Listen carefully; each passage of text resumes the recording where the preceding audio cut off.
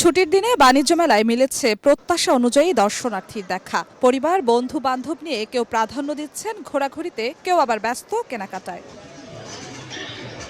বরাবরের মতোই গৃহস্থলী পণ্যের স্টলগুলোতে ক্রেতার উপচে পড়া ভিড়। বিক্রি বাড়ায় খুশি বিক্রেতাও। কোকারেজগুলো আসলে এখানে ভালো পাওয়া যায়, তো এটা দেখার চেষ্টা করছি আসলে কি নেওয়া যায়, কারণ প্রতি বছরই আসার চেষ্টা করি। ম্যাক্সিমামে আপনি দেখা গেছে বাইরের থেকে 50 টাকা, 100 টাকা, 120 টাকা এরকম লেস আছে আপনার।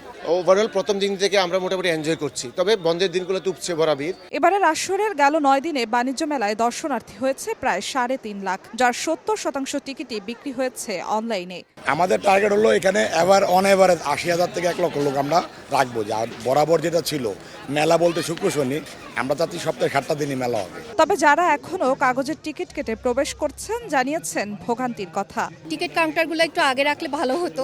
অফলাইন টিকিটে অনেক ধরনের লাইন থাকে, অনলাইন টিকিটে একটা ডিসকাউন্টও পাওয়া যায়। লাইন করে করে টিকিট কেনার থেকে এভাবে যদি নিজেরা কিনে ইজি, মানে আমার কাছে ব্যাপারটা ইজি লাগছে অনেক।